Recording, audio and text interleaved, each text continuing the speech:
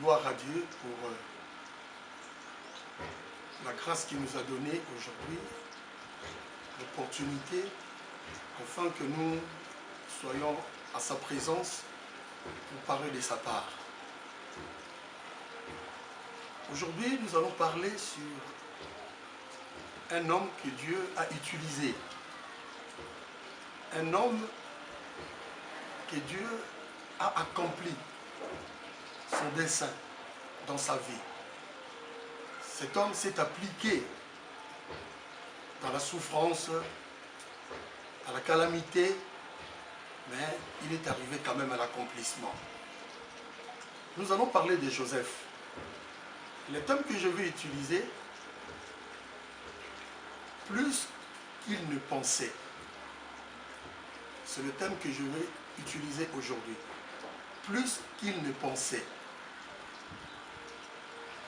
Nous allons lire dans Genèse chapitre 37, versets 31, 32, 33 jusqu'à 34. Nous lisons. Ils prirent alors la tunique de Joseph et ayant tué un bouc, ils plongèrent la tunique dans le sang. Ils envoyèrent à leur père la tunique de plusieurs couleurs en lui faisant dire: voici ce que nous avons trouvé. Reconnais si c'est la tunique de ton fils ou non. Jacob l'a reconnu et dit: c'est la tunique de mon fils. Une bête féroce l'a dévoré. Joseph a été mis en pièces. Et il déchira ses vêtements, il mit un sac sur ses reins et il porta longtemps le deuil de son fils. La parole de Dieu. Ici, on nous parle de Jacob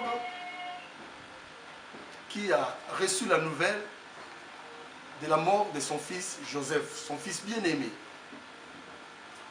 Ma Bible dit, Joseph, il était envoyé par son père Jacob pour voir ses frères parce qu'il avait pigé un peu de temps. Et son frère a dit, son père a dit, allez-y voir quand même vos frères qui sont là-bas. Arrivé là-bas, ses frères avaient l'initiative de tuer Joseph, mais ils n'ont pas pu. Ma Bible dit, ils ont vendu Joseph chez les Madianites qui passaient. Et ils se sont dit, qu'est-ce qu'il faut faire? Ils ont eu l'initiative de tuer un bouc, de prendre le sang du bouc, parce qu'ils ont enlevé l'habit de Joseph, de prendre cet habit de Joseph, de plusieurs couleurs que son père avait cousu pour lui. Ils ont pris l'habit, ils ont plongé sur le sang et ils ont envoyé ce vêtement à Jacob pour vérifier. Ils savaient que c'est du mensonge. Ici, nous parlons du mensonge. Donc, ses frères, ils ont menti. Parce que Joseph n'était pas mort. Joseph était vendu. Mais ils ont pris le vêtement de Joseph, ils ont donné à leur père en disant, regardez si réellement c'est le vêtement de ton fils. Ma Bible dit, Jacob a reconnu, c'est le vêtement de Joseph. Et il a fait un deuil de plusieurs jours. Il pleura son fils, Jacob. Regardez le commencement bien de ce message.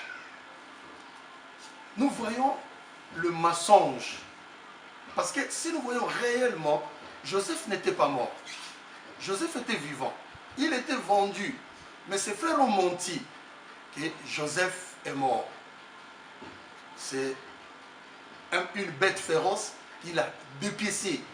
Donc, ils n'ont pas même amené le pièce, parce qu'ils ont dit Joseph a été dépiécé.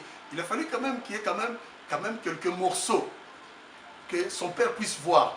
Et, ah oui, oui, je vois le vêtement, je vois ça, ce sont les chairs dépiécées de mon fils. Non, Parce que Joseph n'était pas dépiécé par un animal féroce, mais Joseph a été vendu par ses frères. Ici, je veux parler quelque chose du mensonge. Écoutez, le mensonge peut prendre du temps, oui, c'est vrai. Mais un jour, ça va se savoir. La vérité finira par se connaître. Nous lisons, parce qu'on n'a pas vraiment le temps par rapport au temps que nous avions. Nous lisons dans Genèse, chapitre 39, versets 1 à 2. On fit descendre Joseph en Égypte. Et Potiphar, officier de Pharaon, chef de garde égyptien, l'acheta des Ismaélites qu'il avait fait descendre.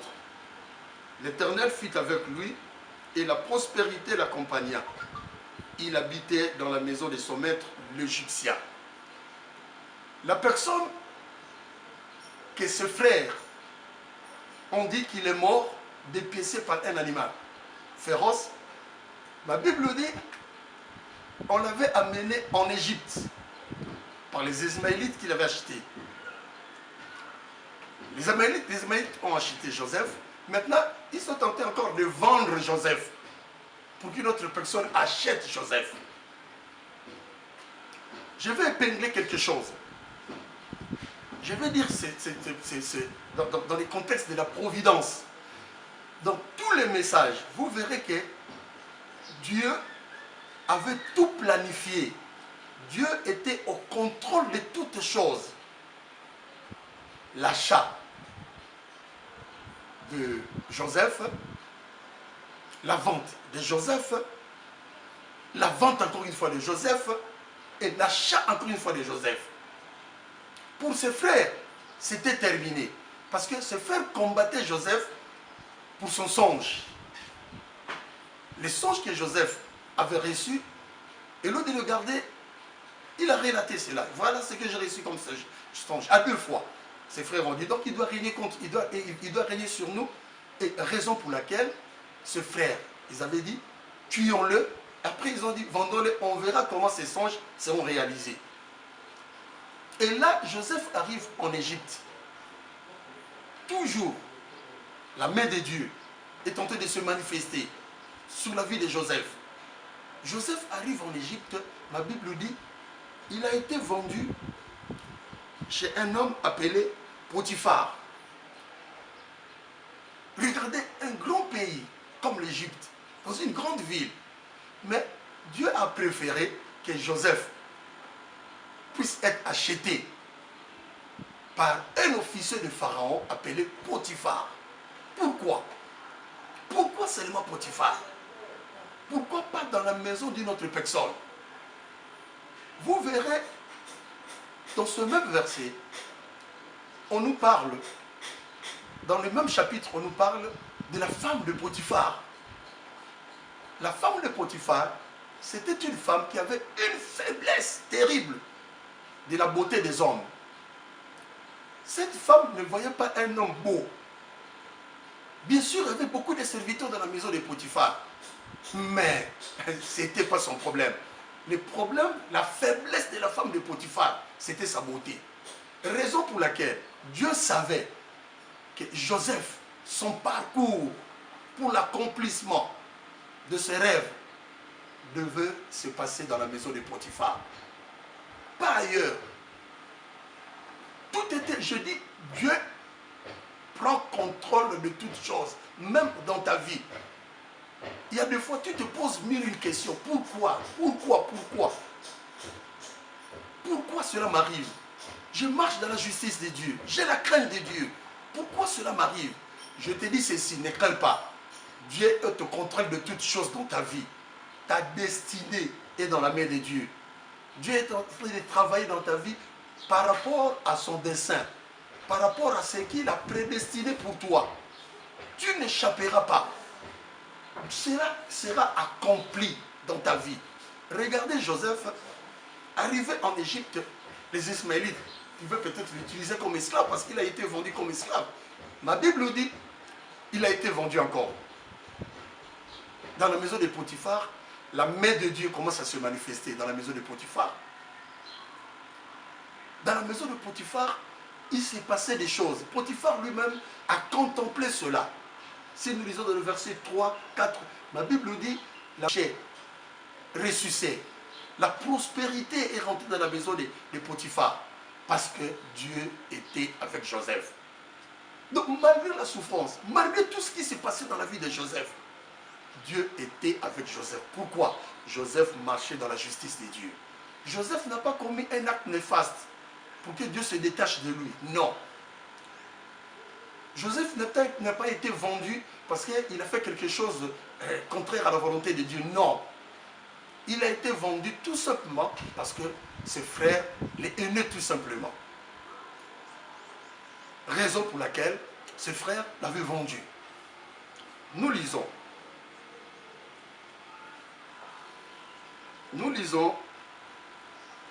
dans Genèse, chapitre 40, nous lisons du premier verset jusqu'au 3.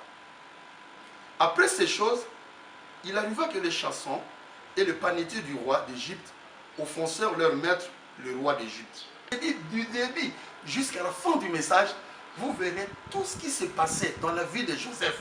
C'était préparé par Dieu. Ici, Joseph, il était déjà arrêté. Vous connaissez l'histoire? La femme de Potiphar cherchait à sortir avec Joseph. Joseph a refusé. La femme de Potiphar a créé une histoire que Joseph voulait le forcer à sortir avec. Et Potiphar, qu'est-ce qu'il a fait? Il a pris Joseph, il a mis Joseph dans une cellule qui était appropriée à lui, à Potiphar. On dit la prison du chef de garde. C'était une cellule. C'était pour Potiphar. Donc tout le monde qui avait le problème avec Potiphar, Potiphar pouvait le mettre dans cette cellule-là. Ici, ma Bible nous dit, les chansons du roi et le panatier. Les chansons du roi, c'est quelqu'un qui donne le roi en coupe. La coupe pour boire du vin, c'est des gens qui servent le roi dans toutes les boissons que le roi pouvait boire. Les panatiers, c'est la personne qui garde le pain. C'est lui qui est chargé du pain du roi.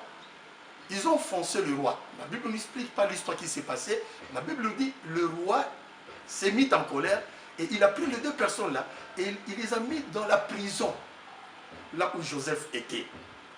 Pas dans l'autre prison, dans la cellule là où Joseph était. Pourquoi? Ça, c'est la providence divine. Ça, c'est Dieu qui est en train de faire toutes ces choses-là. Bien-aimé, toi qui t'attends à des grandes choses, toi peut-être, en toi-même, tu sens qu'un jour tu seras grand. C'est pas facile. Oui, dans toute grandeur, il faut payer le prix. Regarde le prix que Joseph paye pour l'accomplissement de ses songes. En fait que ses frères, son père, toute la famille se prosternent devant lui. Regarde la voie que Joseph est tenté de suivre. J'ai dit à quelqu'un, la voie, le voie de Dieu sont impénétrables, sont insondables, le voie de Dieu. C'est difficile pour connaître les voies de Dieu. Si réellement Dieu avait dit à Joseph, regardez comment est-ce que ces songes seront accomplis. Tu vas passer par là, tu vas passer par là, tu vas passer par là. Joseph devait refuser. Joseph devait dire non, tout sauf ça. Je ne peux pas. Je ne peux pas accepter cela. Je suis bien chez mon père. Je ne peux pas. Mais Dieu a caché cela. Dieu a fait voir seulement les songes. Joseph a vu les songes, il était d'accord. Oui, qu'il règne parmi ses frères. Mais regarde le chemin que Dieu l'amène maintenant. Il est dans la prison. Non parce qu'il a commis un péché, non parce qu'il avait couché avec la femme, non, c'est parce qu'il avait refusé. À cause de la justice de Dieu, Joseph, on le met dans la prison. Et Dieu, qu'est-ce qu'il fait? Pour l'accomplissement, Dieu a amené deux personnes dans la prison. Ma Bible dit, un matin, ces deux personnes ont fait le rêve. C'était presque le même jour. Et Joseph, comme ils étaient dans une même prison, dans une même cellule, le matin, Joseph a vu ces gens-là étaient tristes. Il dit, mais comment vous êtes tristes, pourquoi? Après, l'autre a ouvert son cœur, il a dit, voilà ce que j'ai fait comme songe. Joseph a expliqué cela. L'autre aussi, il a compris, il a bien expliqué, lui aussi il a donné son songe. Joseph a expliqué. Quelques jours après, ma Bible nous dit, c'était l'anniversaire de la naissance de Pharaon. Qu'est-ce que Pharaon a fait? Il a fait sortir les deux personnes, les chansons. Il a repris sa place auprès du roi. Alors que, avant que les chansons puissent sortir, nous allons lire. Tout 40, verset 14, fonction. Mais l'autre, on va le tuer. Mais toi, tu seras rétabli. Et c'est ce qui s'est passé. Mais Joseph avait dit à les chansons, souviens-toi de moi lorsque tu sortiras, lorsque tu seras heureux. Souviens-toi de moi, parle de moi à Pharaon pour qu'il me sorte ici. Ma Bible dit, lorsque la personne, le chanson est sorti, il a oublié Joseph. Regardez tout cela. C'est Dieu qui est en train de préparer. C'est Dieu qui est en train de faire. Oui. Joseph pouvait dire, mais qu'est-ce que c'est? Pourquoi les chansons m'ont oublié? Et pourtant, je lui ai expliqué les songes. Ma Bible dit, Joseph est resté dans la prison 2 ans encore dans la prison. Je vais dire quelque chose. Si réellement les chansons se souvenaient de Joseph, il avait expliqué le problème de Joseph à Pharaon. Pharaon voulait faire sortir Joseph. Et qu'est-ce que Joseph devait faire? Repartir chez lui. Alors que l'accomplissement des songes de Joseph devait être accompli quelque part. C'était en Égypte. Ce n'était pas ailleurs. C'était en Égypte que l'accomplissement devait être accompli. Donc si Joseph repartait chez lui, chez son père, ça ne pouvait pas être accompli. Raison pour laquelle ma Bible dit, les chansons oublia. C'est Dieu qui a fait que les chansons puissent oublier. Toi peut-être tu pleures, on m'a oublié, j'ai été avec un tel, nous avons grandi ensemble, j'ai travaillé avec un tel, j'étais avec un tel, un ami, aujourd'hui il a réussi, il m'a oublié. Non, il ne t'a pas oublié. Toi, tu n'es pas n'importe qui. Toi, c'est Dieu qui est en train de faire toutes choses dans ta vie. Peut-être les autres, on peut s'en souvenir d'eux, mais toi, ce n'est pas un homme qui peut se souvenir de toi. C'est Dieu qui se souviendra de toi. Au temps convenable, Dieu fera quelque chose pour toi. Ne t'en fais pas dans cette situation que tu y as. Ne t'en fais pas. Ma Bible dit, Pharaon aussi, lui-même il a fait un songe. Il demandait aux gens qui étaient avec les sages, tout ça là, de lui expliquer les songes. Impossible, il ne pouvait pas. C'est en ce net moment-là que les chansons s'est souvenu de Joseph. Il dit, oh, je connais un hébreu. Il est à la prison. Lorsque nous étions là-bas, nous avons fait des songes avec le panetier. Voilà ce qui s'est passé. Pharaon a dit, oh, mais amène-lui. On est allé prendre Joseph. On amena Joseph. Joseph a expliqué les songes. Joseph, j'avais dit ceci. Joseph, son problème, c'était le problème que Dieu devait faire quelque chose dans la vie de Joseph. Les songes ne venaient pas de Joseph, ça venait de Dieu. Et Dieu devait accomplir cela d'une manière ou d'une autre. Lorsque Joseph est sorti de la prison, il avait 30 ans. Ma Bible dit cela dans Genèse 41, verset 46. Ma Bible dit, lorsque Joseph, on l'a mené vers Pharaon, il avait 30 ans. Alors que Joseph, lorsqu'il était vendu, il avait l'âge de 17 ans.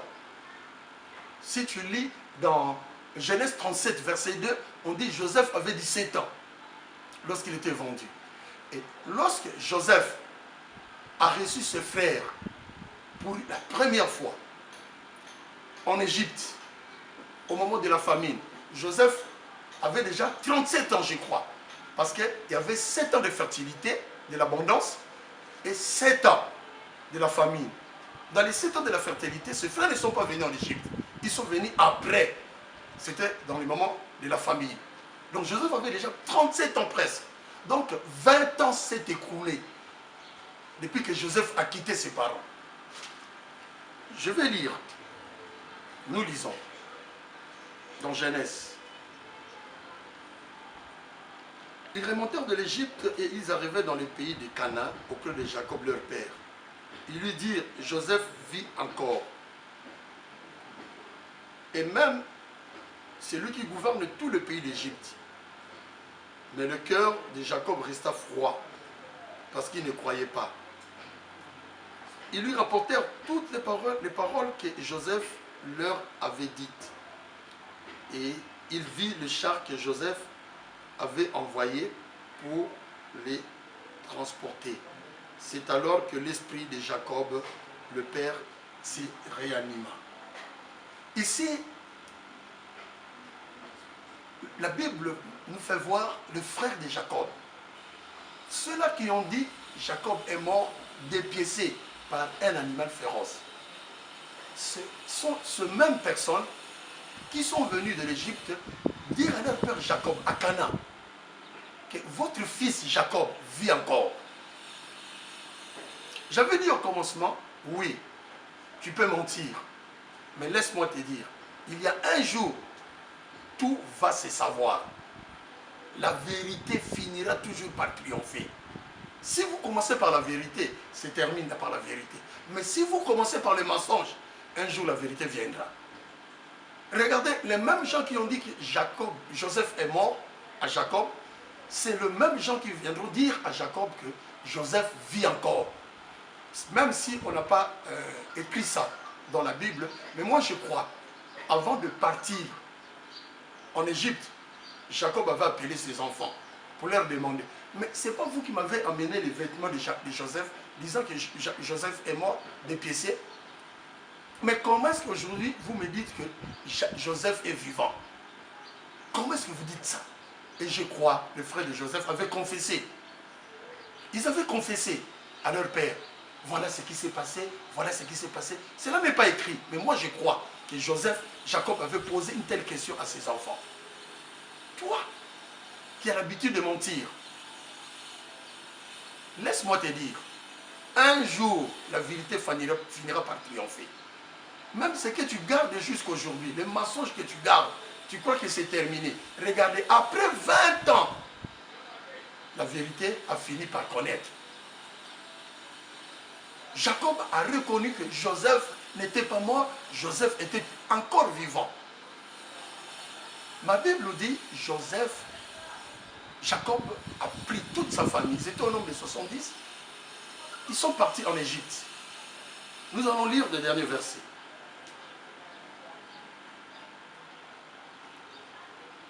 « 48, Genèse, verset 11.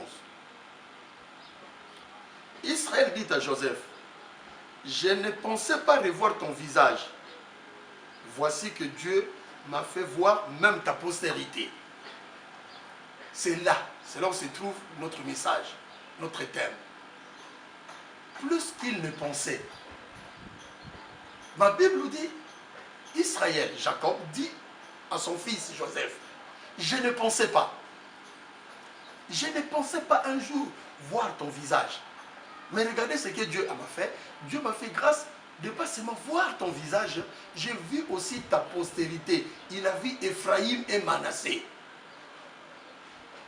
Chose impossible. Lui qui ne croyait pas, lui, Jacob. Mais il y a quelqu'un qui voyait la face de Joseph chaque fois. Et cette personne savait qu'un jour, Jacob verra la face de son fils. C'est le Dieu de Jacob. C'est le Dieu d'Abraham. C'est le Dieu d'Isaac. C'est le Dieu d'Alexandre Haïdi Nabal. Il savait, bien aimé, il y a des choses qui n'est jamais arrivé dans tes pensées, que tu n'as jamais pensé qu'un jour peut-être cette chose t'arrivera. C'est comme Joseph, Jacob, il a dit, je ne pensais plus revoir ta face. Mais Dieu m'a fait grâce, c'est Dieu qui fera. La chose que tu n'as même pas pensé, c'est Dieu, ce n'est pas seulement le Dieu de Jacob, il est aussi le Dieu de toi qui m'écoutes. Ta vie est combattue. Ta vie est combattue. Là où tu travailles, tu es combattu. Tout ce que tu fais, combattu. Et tu te poses une question. Pourquoi? Tu regardes ta vie, tu marches dans la justice de Dieu. Il y a quelque chose que Dieu est en train de préparer pour toi. Regardez la forme que Dieu a menée. L'accomplissement des songes de Joseph. C'est le même Dieu. Ça ne viendra pas dans un plateau d'argent ou plateau d'or. Non. Il faudrait que tu payes le prix. Tu vas être élevé. Attends-toi à quelque chose comme ça. Mais ce que je veux te dire, c'est que tu n'as jamais pensé. Ce qui n'est jamais venu dans ton cœur, même dans tes idées. Un jour, Dieu te fera des surprises. Le Dieu que je sers, c'est un Dieu de surprise. Tu seras surpris, tu diras, moi, c'est moi. qui aujourd'hui ici, c'est moi. Que Dieu aujourd'hui a fait ceci. Dieu fera. La seule chose que je te demande, marche dans la crainte de Dieu. Marche dans la crainte de Dieu. Ça, c'était une façon que Joseph puisse arriver dans l'accomplissement de ses songes. Joseph avait la crainte de Dieu. Malgré tout ce qui s'est passé, il était vendu, il arrive chez la femme de Potiphar, il rentre à la prison. À la prison, il a souffert pendant combien des années à la prison? Combien des années? On parle de 2 ans lorsque les chansons sont sorties. Mais il est resté plus de 2 ans là-bas. Mais regardez tout ce que Dieu a préparé pour lui. La providence divine. Dieu accompagnait Joseph. Partout où Joseph était, Dieu était avec lui. Pourquoi? Joseph craignait Dieu. Ce que Dieu a prédestiné pour toi, j'ai dit, tu verras cela s'accomplir. Ce que Dieu fera, cela n'est pas arrivé dans tes pensées. Jacob a dit, je ne pensais même plus. Plus qu'il ne pensait, plus que Joseph pensait, c'est ce que Dieu a fait. Dieu a fait au-delà des pensées de Joseph, de Jacob. Dieu a fait quoi? Il a fait voir à Jacob la descendance de Joseph. Je souligne Manassé et Ephraïm. Dieu t'amènera. Peut-être toi tu crois. Après ici, tu iras je ne sais pas où. Dieu t'amènera loin encore. Là où tu es, tu n'es pas encore l'affaire. Dieu t'amènera loin encore. Même si tu ne crois pas, Dieu t'amènera. Même cela n'est pas venir de tes pensées. Dieu accomplira. Parce que c'est lui qui a ta destinée dans la main. Il fera des choses grandioses. Il étonnera des gens. Les gens qui parlent mal de toi, comme les frères de Joseph, ils ont menti. Ce sont les mêmes personnes qui sont venues dire qu'il vit encore. C'est les mêmes personnes qui disent de n'importe quoi ton sujet. Ce sont les mêmes personnes qui viendront t'acclamer. Ce sont les mêmes personnes qui viendront dire, oh, nous avons vu des choses. Dieu est Dieu. Regarde ce que Dieu a fait dans la vie de ses frères. Les gens seront étonnés. Mais ce sont les mêmes personnes qui critiquent ses frères. Mais comment ce sont les mêmes personnes aujourd'hui qui sont venues parler de son bien? C'est ce que Dieu fait. Ma Bible nous dit, ce qui est impossible aux hommes est possible à Dieu. Pour Jacob, c'était impossible de voir la face de son fils. Mais pour Dieu, c'était possible. Voilà pourquoi Dieu l'a rendu possible. Jacob a vu la face de son fils, Joseph, et il a vu aussi la face d'Ephraïm et la face de Manassé. C'est que Dieu fera. Crois. Crois seulement. Même si tu ne crois pas, je répète, Dieu fera cela. Le dessein de Dieu s'accomplira. Les voies de Dieu sont insondables. Mais toi, attache-toi toujours à ce Dieu-là. Ne vois pas seulement ce qui se passe dans ta vie. Non. Il y a aussi des choses que toi tu vois dans ta vie. C'est des difficultés, mais aussi quelque chose que tu vois. Toi-même tu le connais, tu dis ça c'est Dieu. Voilà pourquoi dans Ecclésiaste 9.4, il est écrit, à tous ceux qui vivent, il y a encore de l'espérance. Il y a encore de l'espérance. Comme tu vis, tu dois espérer. Comme tu vis, tu dois t'attendre aux surprises, des choses agréables de Dieu. Tu ne termineras pas ta course comme toi tu le crois. Le Dieu que tu sers, le Dieu des régos, fera des choses grandioses dans ta vie. Oui, le Dieu de l'alliance, il fera des choses. Tu verras, tu témoigneras. Tu dis, oui, j'ai écouté ce message. Aujourd'hui, l'accomplissement de cela, je l'ai vécu. Tu le vivras. Il fera. Aussi longtemps que tu vis, si tu perds l'espoir, c'est terminé. Et tu es semblable à un fou. Le fou n'espère plus. Le fou. Pour un fou, son problème, c'est le matin, il prend quelque chose, il mange, il boit. C'est tout. Si longtemps que tu vis, tu dois espérer. Si Jacob ne veut pas espérer, il ne croyait plus, il ne pensait plus. Mais toi, il faudrait que tu crois que Dieu fera des choses dans ta vie. Je crois que je suis à la fin de mon message. Je bénis le Dieu de mon Père Hérego pour l'opportunité qu'il nous a donnée de parler de sa part. Je vais prier pour la parole de Dieu. Seigneur, notre Père Céleste, nous te sommes infiniment reconnaissants de tes bienfaits. N'est-ce pas, il est écrit que l'homme ne vivra pas seulement du pain, mais de toute parole qui sort de ta bouche. Accomplis ta parole. Oui, Joseph n'est plus. Oui, mais il y a des Joseph qui aujourd'hui passe des moments difficiles, oui, toi, tu as l'air destiné dans la main, accompli, parce que tu n'as pas changé, accompli, fais au-delà comme tu as fait, Père éternel. Je veux qu'il vive plus qu'il le pensait, plus qu'il espérait. Je veux qu'il vive cela, afin qu'il témoigne que toi, tu n'as pas changé, tu es le même hier, aujourd'hui, éternellement. Sois béni, sois exalté pour le reste des choses que tu feras à travers ce message, au nom de Jésus. Amen.